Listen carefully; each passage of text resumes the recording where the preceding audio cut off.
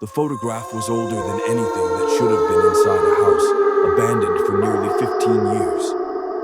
Naya held it with trembling fingers, watching the edges curl slightly from age. A boy, maybe 10 or 11, standing in front of the same house she was in now, but with a smile that didn't reach his eyes. His name wasn't written on the back, only a date. April 9th, 2005. Her breath caught. The house had been empty since 2010. So why had someone slipped this through her window just hours ago? The wind hissed outside, rattling the loose metal sheets on the fence. Naya swallowed, staring at the picture again. Something about the boy's expression unsettled her deeply. His smile felt forced, like someone had told him to smile or else. And behind him, half hidden in the doorway, was the silhouette of another figure. An adult, tall, watching. The room suddenly felt too cold. Naya shoved the photo into her pocket and backed away from the broken shelf she'd found it under. Her flashlight beam shook in her hands as she swept it across the peeling wallpaper, the dusty floor, the cracked windows. She needed air, needed to get out of this house and breathe. But when she took her first step toward the exit, Kree-ak! The unmistakable sound of someone stepping on wood came from upstairs. She froze. Her heart thudded painfully in her chest. "One step," she whispered to herself, almost like a prayer. "Just one step. Maybe something fell."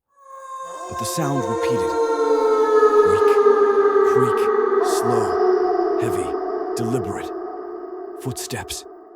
Naya's throat tightened as she killed her flashlight instantly, plunging the room into darkness. Her ears strained, her breath trapped somewhere between her lungs and her mouth. The footsteps stopped. Silence. But it wasn't comforting silence. No, this was the kind that pressed against your skin, crawled beneath your clothes, and whispered, "You are not alone." Naya lowered her body until she was near the floor, her fingers brushing against cold cement. Her pulse was loud, too loud. She feared whoever was upstairs could hear it pounding like a drum. She reached into her pocket, feeling the photograph again. Why had someone delivered it to her window?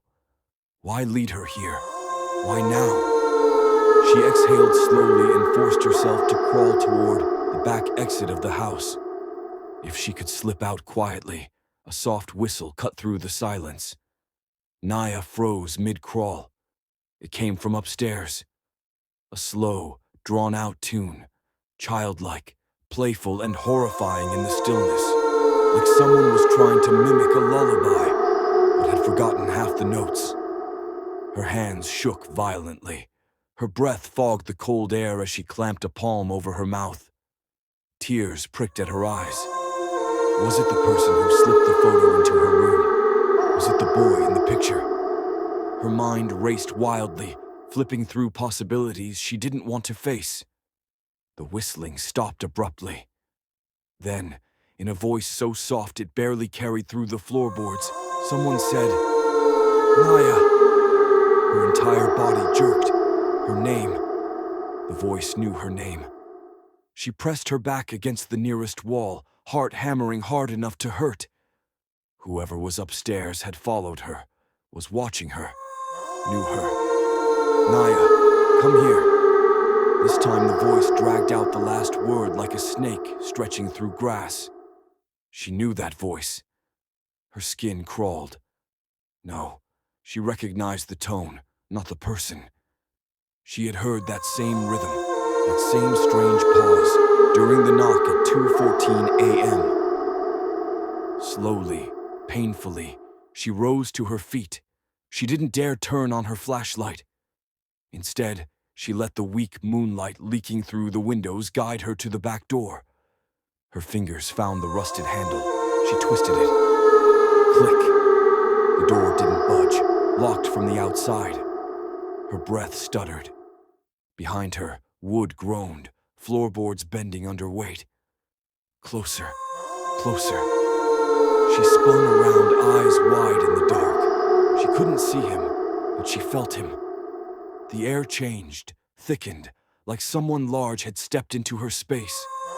She forced herself not to scream. Her trembling hand slipped back into her pocket and clutched the photograph so tightly it began to wrinkle. She needed to think. She needed a way out. Her gaze darted to the window. It was broken. It was dangerous. It was her only choice. Naya bolted.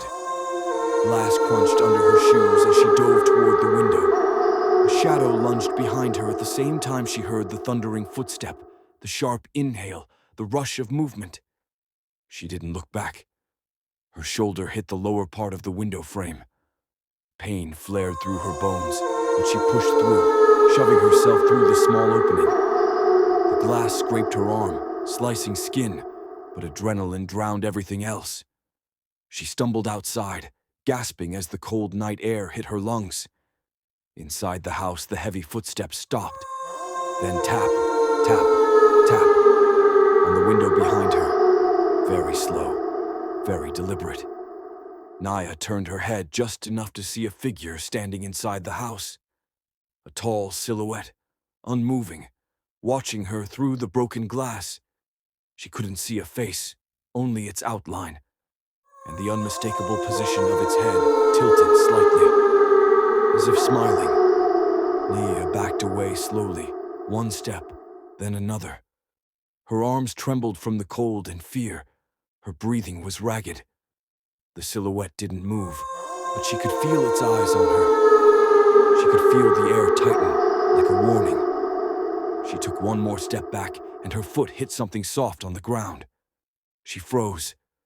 Slowly, she looked down. Another photograph. Fresh. Not dusty like the first. Her blood ran cold.